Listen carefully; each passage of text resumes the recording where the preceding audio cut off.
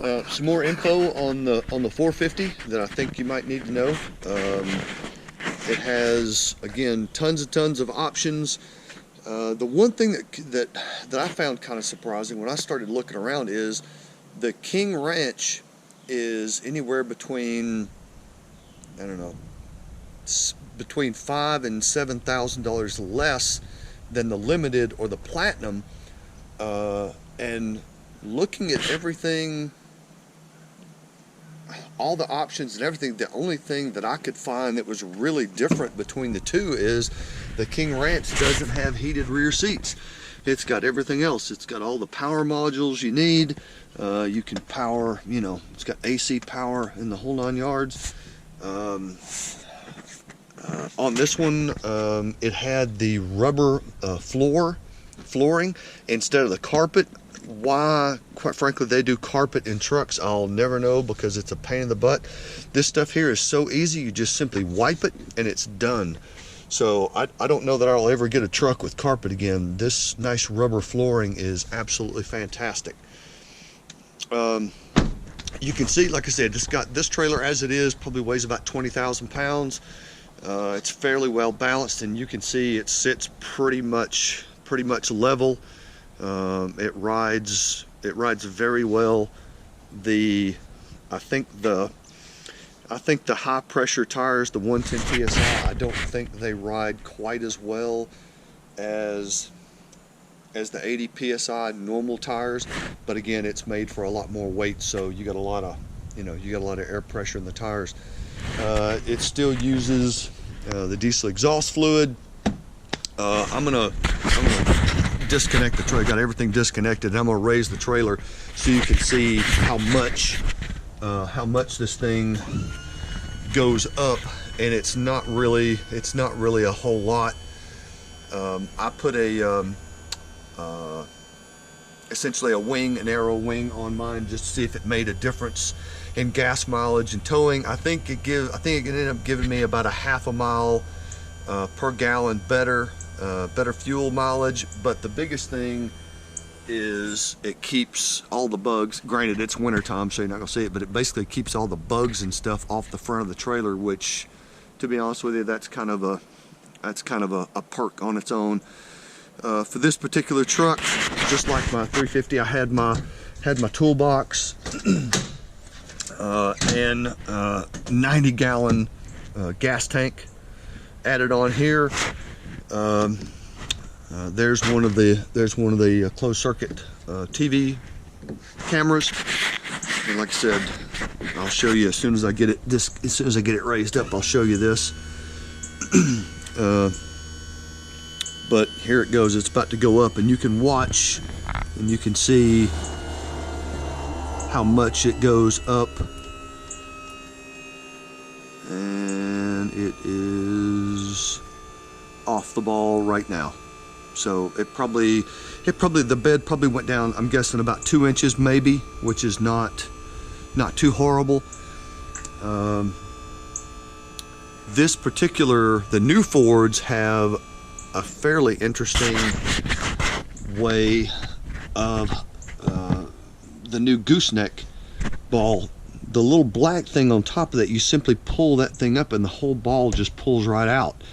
I guess that's good and bad. I guess somebody could probably take it if they didn't know, if they really needed it bad enough. But really easy chain connectors on both sides. They also make a 3-inch ball, which a much larger chain connector on here if you're doing any really serious towing.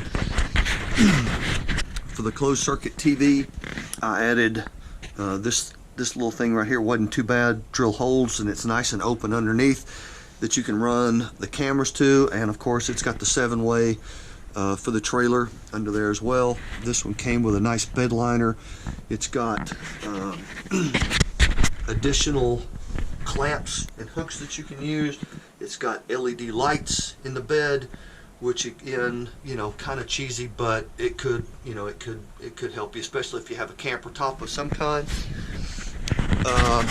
This particular one, again, King Ranch, came with power running boards. Again, kind of cheesy, but you kind of get used to what you get used to.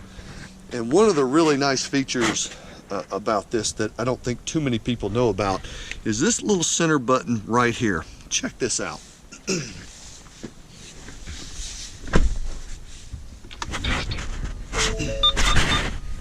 System ready. Voice alert. Some other little small things before I get to that. When you go to the towing mode, and right here's the drive mode that you can select, but when you go to the trailer, you can actually pull up this connection checklist, and you can set up the trailer as you want, and it will go through each and every part of the trailer connector that you need to make sure that everything is ready to go. I thought that was a pretty neat thing to do. Pretty slick. Got all sorts of different options on here. You can check the diesel exhaust fluid. You can monitor the primary stuff, turbo, fuel mileage, all that. When I was towing today, I had the cruise set at 75 miles per hour. This is the 10-speed transmission, so, and it's got the 430 rear gears, which is one of the reasons why the towing capability of this truck is absolutely insane. This truck will basically, the gross combined weight rating of this truck is nearly 46,000 pounds. Yep, 46,000 pounds. The gross combined weight rating of my 350, of my 2011 350, was 30,000.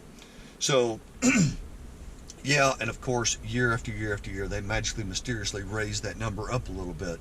But when they went to the fully boxed frame, when they went to this new high output, unbelievably high output engine, and the 430 rear gears, it gives the 450 nearly 46,000 pounds of total combined weight rating. It'll pull a trailer weighing 37,000 pounds. Just lunacy numbers. I still can't believe what these things can do. And it pulled that trailer without any trouble at all. So, but here's that neat little feature.